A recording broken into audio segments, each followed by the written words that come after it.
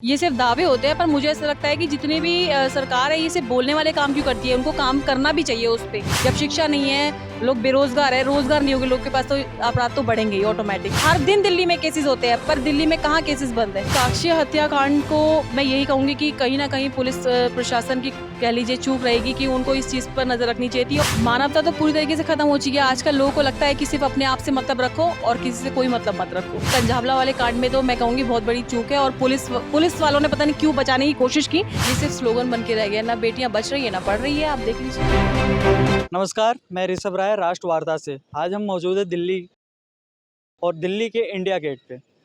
आज हमारे साथ टीना जी जुड़ी हैं और आज हम बात जो करेंगे वो हम बात करेंगे दिल्ली में महिला सुरक्षा को लेकर, साथ साथ यूसीसी को लेकर, और यूसीसी के साथ साथ हमारी जो और बातें होंगी वो बात होगी आने वाले लोकसभा चुनाव और विधानसभा चुनाव को लेकर।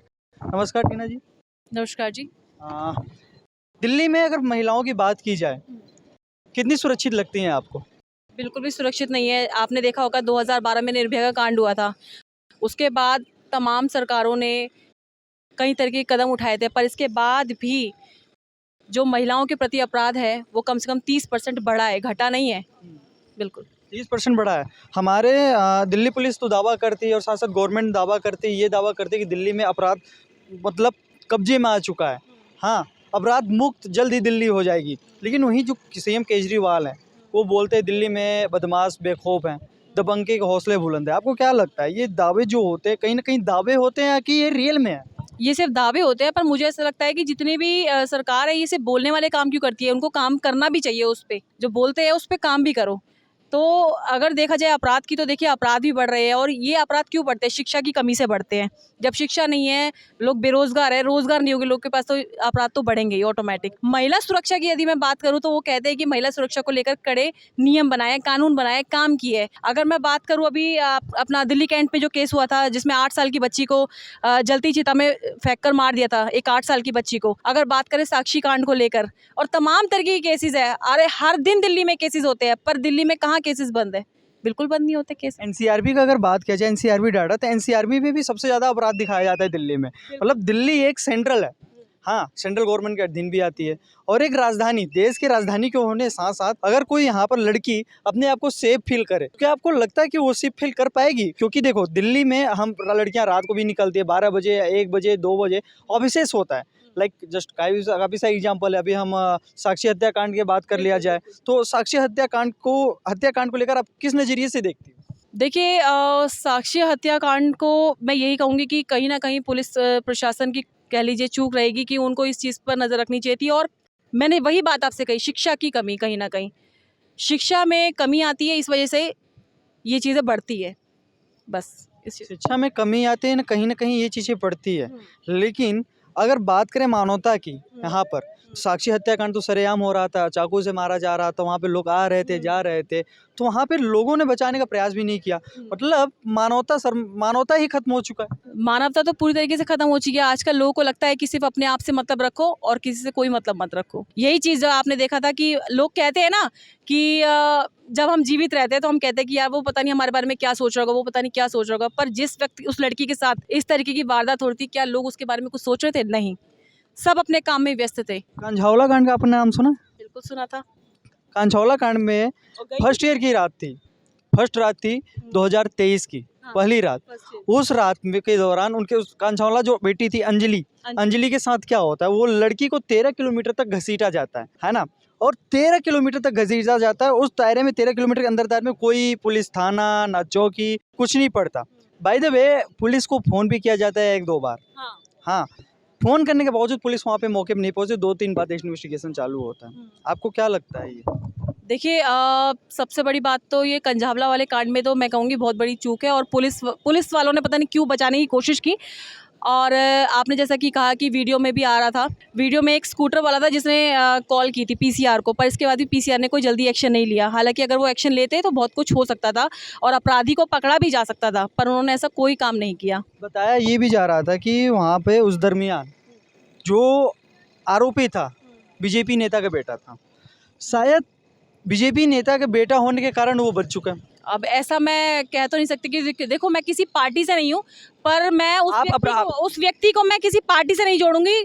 अगर वो अपराधी है तो अपराधी है, और पुलिस को उस पर एक्शन लेना चाहिए था। कार्रवाई हुई अभी? मुझे तो नहीं लगता कार्रवाई हुई। और ये बात मैं अंजलि वाले केस में नहीं कहूंगी, आप किसी भी केस में ले लीजिए, चाहे वो अपना दिल्ली कैंट वाला केस हो, चाहे कोई भी XYZ केस हो, राबिया सैफी वाला केस जो संगम विहार में हुआ था, उस केस को ले लीजिए। कोई अपनी राजनीति करने के लिए जाता है, पर कोई ये नहीं देखता कि उस परिवार पर क्या बीत रही होगी। बस 4 दिन जाते हैं, इसके बाद फोटो खिंचवा के घर पे आ जाते हैं। ये चीजें आपने बोला, वैसे तो छतरपुर का भी मामला देख लिया जाए। छतरपुर में भी श्रद्धा हत्याकांड का मामला, वो भी काफी ज्यादा मामला पड़ा, लेकिन मामला को पकड़ा गया, मामला तूल पकड़ता गया, सिर्फ तूल ही पकड़ता रह गया, तूल से ज्यादा उसे सीमित नहीं रहा। तो आप इस नजरिए को लेकर क्या देखती हो कि मतलब दिल्ली में महिलाएं कैसे सुरक्षित हो सकती हैं? आपने बोला एजुकेशन के लिए आपने बात की, एजुकेशन की बात करिए तो आप अपने आप को बहुत ज्यादा दावा ठोकते हैं कि दिल्ली में एजुकेशन सिस्टम को हमने बदल कर रख दिया। उसमें एजुकेशन सिस्टम में बदलाव में उप मुख्यमंत्री जो थे मनीष सिसोदिया का बहुत बड़ा रोल रहा है, उसके साथ साथ आतिशी का भी बहुत बड़ा रोल रहा है। आपको क्या लगता है कि एक तरफ एजुकेशन का दावा तो करते हैं अरविंद केजरीवाल जी, हाँ, लॉ एंड ऑर्डर को लेकर सवाल उठाते हैं, लेकिन दोनों में अंतर आपको क्या लगता है? देखिए, मुख्यमंत्री अरविंद केजरीवाल जी ने वैसे जितने काम बोले हैं वो किए भी है, पर अगर मैं महिला सुरक्षा की बात करूं तो कहीं ना कहीं उसमें भी चूक है। उनके अंडर में तो नहीं आता ना ये सारी चीजें, वो तो सेंट्रल गवर्नमेंट के अंदर में आता है। पर दिल्ली गवर्नमेंट में अगर देखा जाए तो उन्होंने DTC बस में कैमरे भी लगाए, फिर भी मैं कहती हूँ कि DTC बस में छेड़छाड़ के मामले फिर भी कम नहीं होते हैं। अगर मैं यहाँ सफर करने चली जाऊँ और भीड़ भड़ाके वाला इलाका है तो लोग टक्कर तो मारेंगे, धक्के भी मारेंगे, जानबूझ के मारेंगे, ऐसा होता है। हम चीज़ झेलते हैं, इसलिए मैं बता रही हूँ। कुछ दिनों पहले एक वीडियो वायरल हो रहा था, वहाँ पे जब दिल्ली प्रशासन के अंदर में एक दिन के लिए आया था शायद कानून व्यवस्था उनके अंदर, जब सुप्रीम कोर्ट ने सुनवाई के दौरान आया था, तो एक दिल्ली गवर्नमेंट क्या हुआ था, एक्शन ले लिए थे क्योंकि बस ड्राइवर बस नहीं रोक रहा था। उन्होंने अरविंद केजरीवाल समेत मतलब तमाम उनके मंत्री संगठनों ने उस पर कार्रवाई भी की थी। हाँ, तो वो तो दावा ठोकते हैं कि हमारे पास आ जाए तो हम कानून व्यवस्था को बदल कर रख देंगे, सारी चीज़ें को बदल देंगे।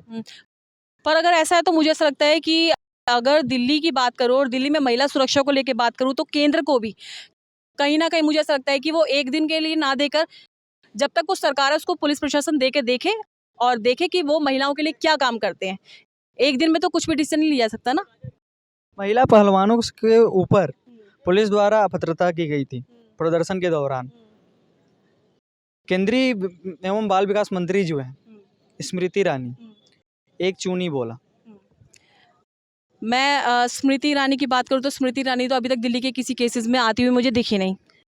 देखिए, सच बात बताऊं, और दूसरी बात है कि अभी कुछ दिन पहले मीनाक्षी लेखी का एक वीडियो वायरल हुआ था जिसमें कि आई थिंक वो कनॉट प्लेस में आई थी किसी कार्यक्रम के लिए, और उनसे ये पूछा गया कि महिला पहलवानों के बारे में उनका क्या कहना है, तो उन्होंने ये कहा कि कानूनी कार्रवाई चल रही है, इस मुद्दे पर उनको कुछ भी नहीं कहना था। तो मुझे ऐसा लगता है कि नई दिल्ली की सांसद है, महिला सांसद है, और सांसद के नाम पर वो धब्बा है।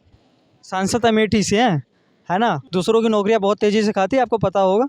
नौकरियां खाती है वो बात अलग है, बट मैं फिलहाल यहाँ महिला सुरक्षा की बात कर रही हूँ, सिर्फ महिला सुरक्षा की। उन्होंने एक महिला सांसद होने के नाते उनको इस मुद्दे पर बोलना चाहिए था। कम से कम अपने संसदीय क्षेत्र के अंदर जो केस आते हैं उन्हीं को देख लो। अगर आप पूरी दिल्ली को नहीं देख सकते तो उसको तो देखिए ना आप, वो उसको भी नहीं देखते।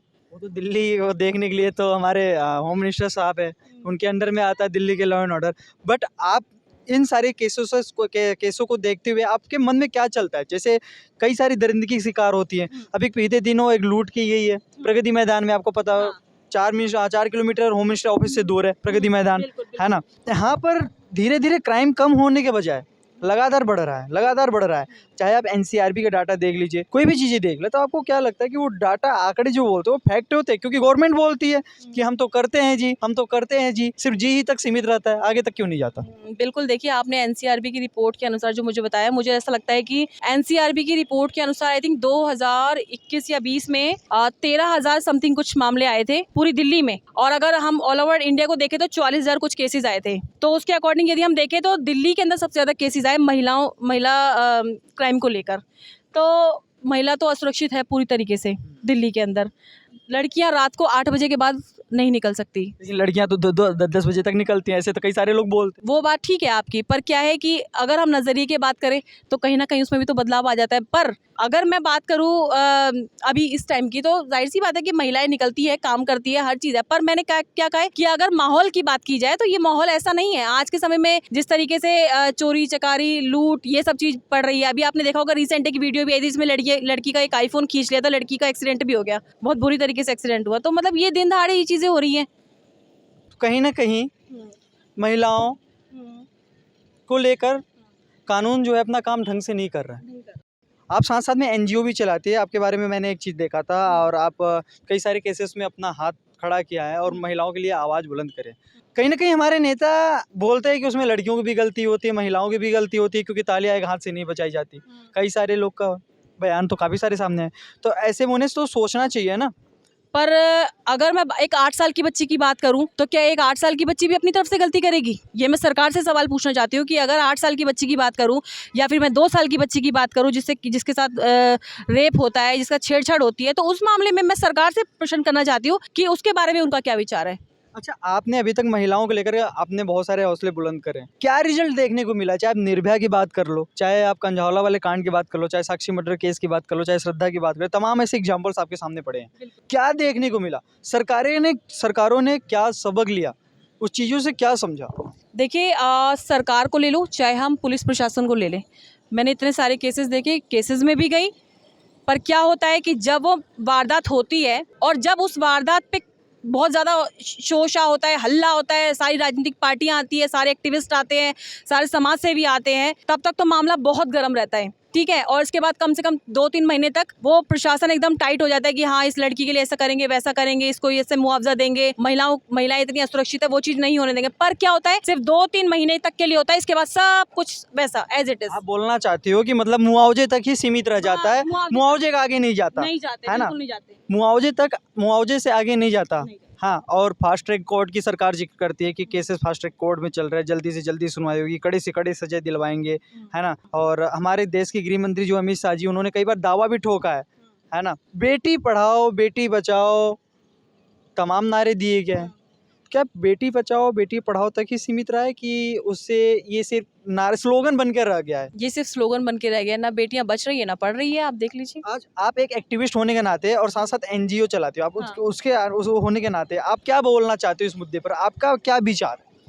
देखिए मैंने जैसा कि अभी आपको बताया कि बेटी बचाओ बेटी पढ़ाओ की बात सिर्फ अभी स्लोगन के अंदर ही रह गई है। हालांकि इस मुद्दे पर काम होना चाहिए था, जो सरकार अभी नहीं कर रही है। और अभी जैसे कि मैंने आपको बताया कि जितने भी दिल्ली के अंदर केसेस बढ़ रहे हैं, उसको लेकर आपने कोर्ट की बात की, महिलाओं के लिए कहते हैं ना फास्ट ट्रैक कोर्ट बनाया है, कोई फास्ट ट्रैक कोर्ट नहीं है, कोई फास्ट ट्रैक कोर्ट नहीं है। 8 साल की बच्ची दिल्ली कैंट की है, आज तक केस लड़ रही है उसकी माँ, उसके पास एक औलाद नहीं है, पति उसका कचरा बीनता है, क्या करेगी अकेली माँ? क्या केस लड़ सकती है? नहीं लड़ सकती। गरीब लोग तो सिर्फ डर के मारे कोर्ट तक इसलिए नहीं जाते कहीं जेब से हमारा पैसा नहीं लग जाए, क्योंकि एडवोकेट भी तभी केस लड़ेगा आपका जब आपकी जेब भारी होगी, नहीं तो कोई आपके लिए केस नहीं लड़ेगा। एडवोकेट भी जब भी केस लड़ेगा तभी जब आपकी जेब भारी होगी।